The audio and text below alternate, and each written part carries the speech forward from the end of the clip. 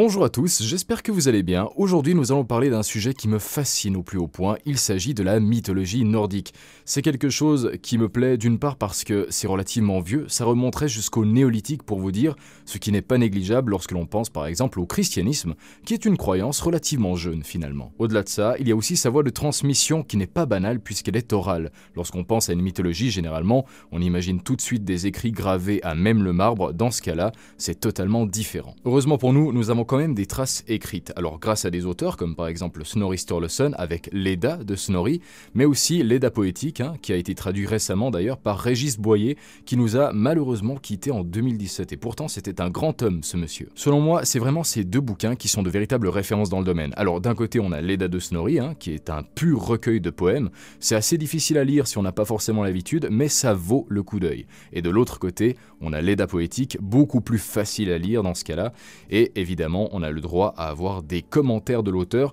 ce qui facilite encore plus le travail d'apprentissage. Et donc pour revenir à l'épisode du jour, aujourd'hui on va se concentrer sur les débuts de cette mythologie, qu'est-ce qui s'est passé finalement à la création du monde, et évidemment, qui sont les grands acteurs de cette création. Pour ce faire, on va utiliser l'Edda poétique de Régis Boyer, parce qu'il est vraiment très complet comme ouvrage, et dans les prochains épisodes, on verra tout ce qui s'est passé jusqu'au Ragnarok. C'est un petit peu le but. Donc sans plus attendre, commençons par le commencement. À l'origine, il y avait le chaos, sous la forme d'un gouffre insondable appelé le Ginnungagap.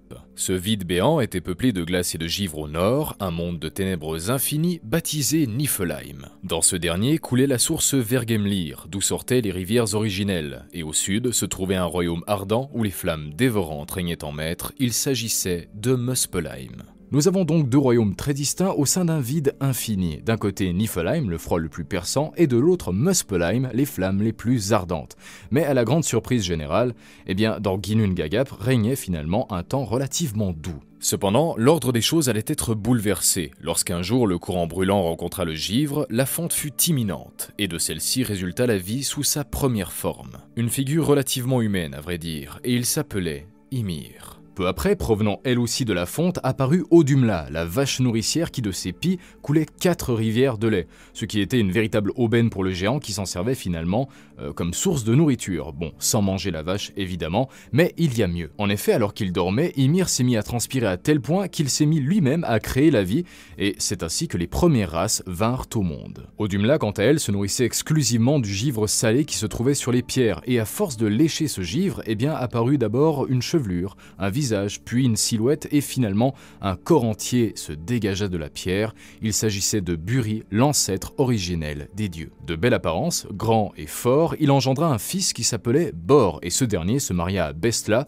fille du géant Bolthorn, et ensemble ils eurent 3 fils, Vili, Ve et évidemment Odin. On découvre alors que les dieux descendent en partie de la race des géants, ces êtres primordiaux et surpuissants, ce qui est un excellent point de comparaison avec leurs homologues grecs qui eux aussi descendent d'êtres primordiaux. La suite elle est encore mieux puisque c'est à nouveau un point de comparaison avec la mythologie grecque. En fait, les dieux vont aller tuer Ymir, le géant originel, ce qui va créer un flot de sang énorme et qui va emporter la majorité de la race des torses de givre, qui elle aussi est une race de géants. Ça nous rappelle entre autres la gigantomachie, cet épisode vraiment très marquant dans la mythologie grecque où les dieux vont se battre contre les géants. Mais revenons à la mythologie nordique. À ce moment précis, après avoir tué Ymir, les dieux se retrouvent sans rien finalement. Voilà, Ginnungagap est toujours aussi vide et le monde n'existe pas. Mais ces derniers vont remédier à la situation et d'une façon assez particulière. Mais pour ce faire, nous allons lire l'Edda poétique. Ils prirent Ymir et le placèrent au milieu de Ginnungagap, et firent de lui la terre, de son sang,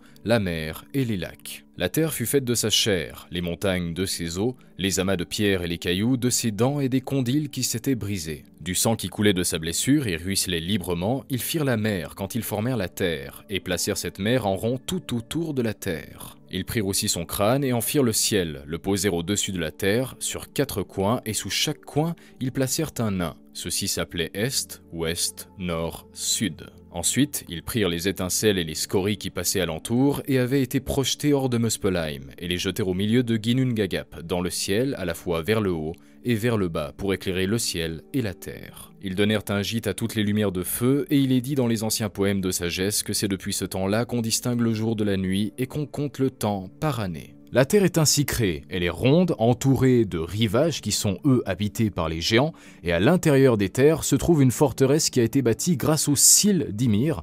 Il s'agit de la forteresse Midgard. À présent, il faut parler bien sûr des premiers individus, des premiers humains, et en réalité, il s'agit en fait de souches d'arbres qu'ont trouvé les dieux au bord des rivages, et ces derniers les ont simplement façonnés à l'image des premiers humains. Il y en avait deux, alors d'un côté Asker, l'homme, et de l'autre Embla, la femme, les tout premiers êtres humains. Ces derniers bien sûr vont recevoir des attributs de la part des dieux comme la conscience, l'ouïe, la vue ou encore le mouvement, etc.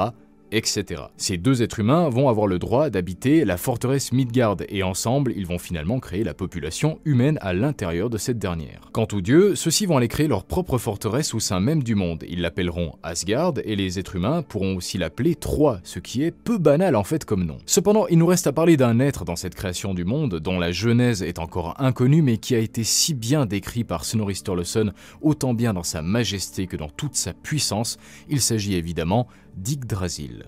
Ce frêne est le plus grand et le meilleur de tous les arbres. Ses branches s'étendent au-dessus de tous les mondes et atteignent au-delà du ciel. Il y a 3 racines qui le maintiennent droit et elles sont excessivement larges. L'une est chez les As, une chez les Torses de Givre, là où était Ginnungagap autrefois, la troisième se trouve au-dessus de Niflheim, et sous cette racine-là se trouve Vergemlir, et Nidegger la ronge par en bas. Mais sous la racine, qui est orientée vers la halle des Torses de Givre, se trouve la source de Mimir, qui recèle science et sagesse, et celui qui possède la source s'appelle Mimir. La troisième racine du frêne se trouve dans le ciel, et sous cette racine, il y a une source qui est très sacrée, elle s'appelle Source d'Urdr.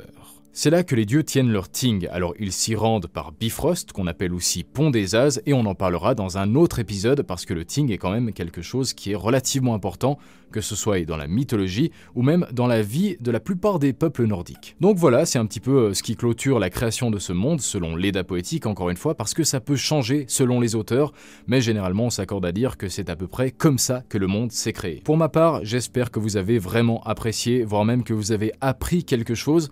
Dans tous les cas, on se revoit après mes vacances, oui, parce que je suis en vacances et je vais finalement commencer les débuts du tournage dont je vous avais parlé souvent, en fait, finalement, avec mon frère. Ah, et la prochaine fois, il faudra absolument que je continue la suite d'un épisode que je dois faire depuis une année.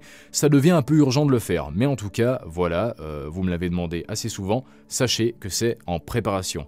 Donc d'ici là, portez-vous bien, allez, ciao ciao.